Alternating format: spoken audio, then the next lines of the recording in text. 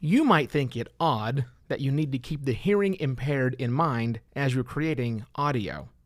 But as one of those who is hearing impaired, I would certainly appreciate it if you would keep us in mind.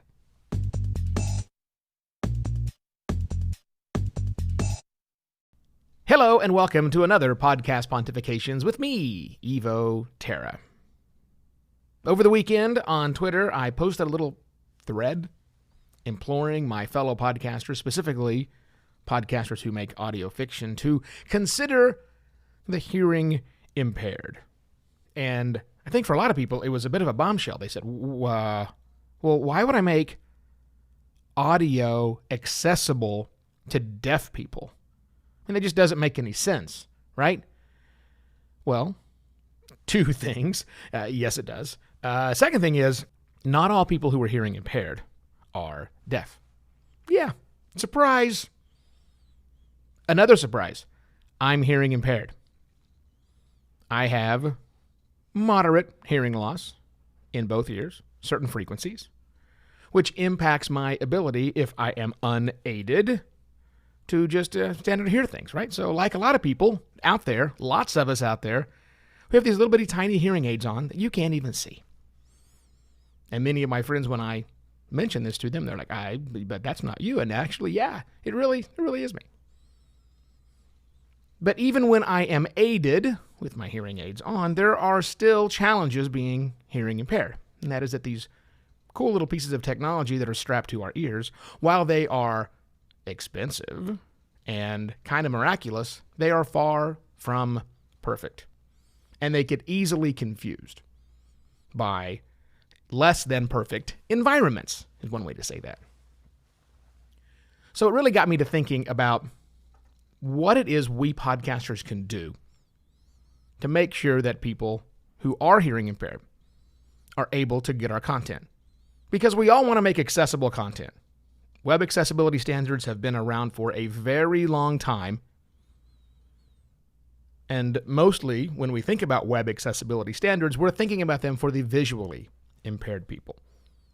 But for podcasting, we not only need to think about those things, because we do, we also need to think about the hearing impaired. So this mini-series this week is going to be all about things we do to improve the accessibility for the hearing impaired. Things you can do as a podcaster to make sure that your audience is able to, hear your content. That's the plan. So specifically what I'm talking about are going to be several things throughout the week. But really what it's going to come down to for this first issue, this first episode in this mini-series, is I want you to think about the mindset. I want you to change your mindset so you're thinking about what I think about when I'm listening to content and I can't hear it. And I can't hear it for one primary reason, and that is that certain portions of the show, certain portions of the episode are inaudible, or they are recorded at such a low volume comparative with the other content that's in the show, or, and this is the important part, the world around me, that it makes them difficult to hear. I don't know if you know this or not, but most podcasts are not consumed in a quiet room with quality headphones on. No, they're not. Podcasts, the reason podcasting has exploded is we can take podcasts anywhere we want. We can walk around the city. We can get on a bus. We can drive in our cars. We can listen at the airport on an airplane. Or should I say, you can do all those things because you are not hearing impaired. Those of us who are, well, we have the same device as you.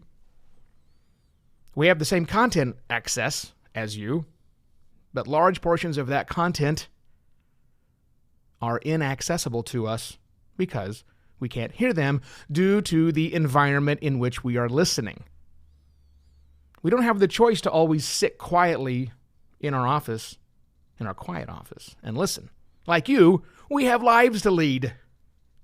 We need to go out and experience and enjoy the world.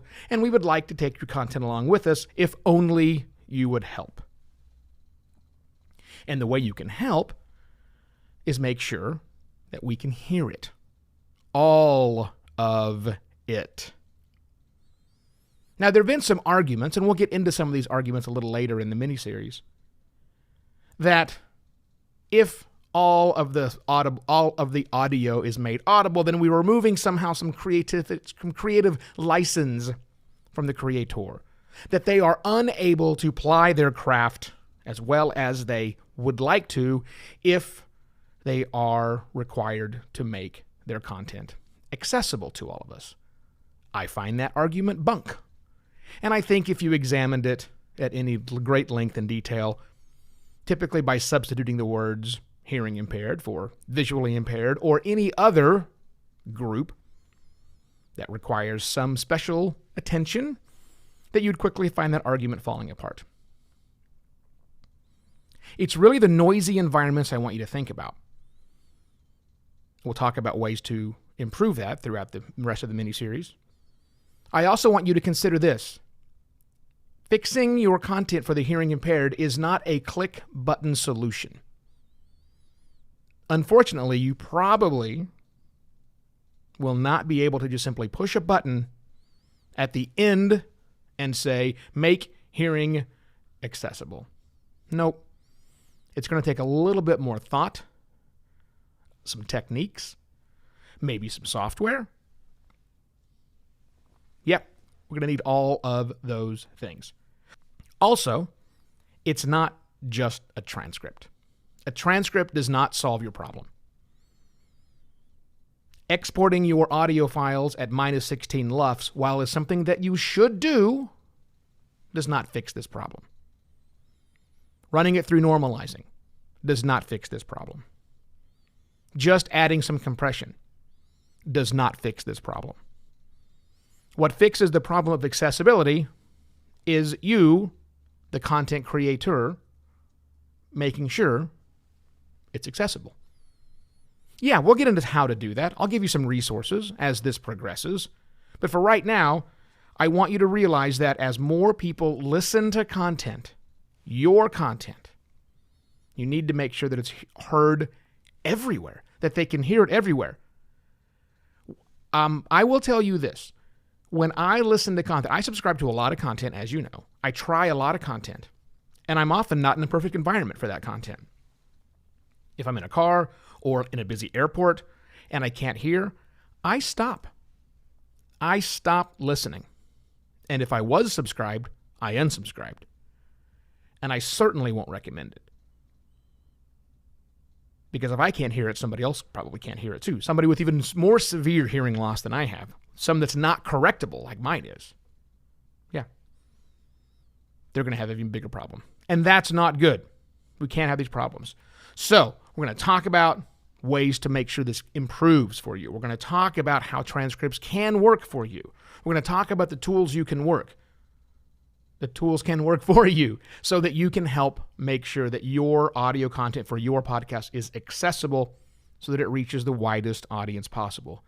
This is a very personal mini-series to me, and I hope you'll allow me the grace to listen to what I have to say about this issue, even if you're going, sounds kind of hard, Evo. Well, so what? You're the one that chooses to pick up a microphone. So we're going to do that throughout this mini-series this week. Two things. I picked up a podcast movement. You probably already know about buymeacoffee.com/evoterra since I forced you to go do it. A few of you did. Thank you very much. I've also got I'm trying out something called Flick. Not Flickr, but Flick. And on Flick, it's an app you download, and we can have a chat. It's a group, but it's not a group. It's a Discord server, but it's not a Discord server. Anyhow, Flick. There'll be a link in my show notes, in the episode details. Just click through to the text, and you'll find that. Hopefully tomorrow I actually have a short URL I can give out. But for now, just click through and get me to Flick. But that's it. Have a fantastic day. I shall be back tomorrow with yet another podcast, Pontifications. Cheers.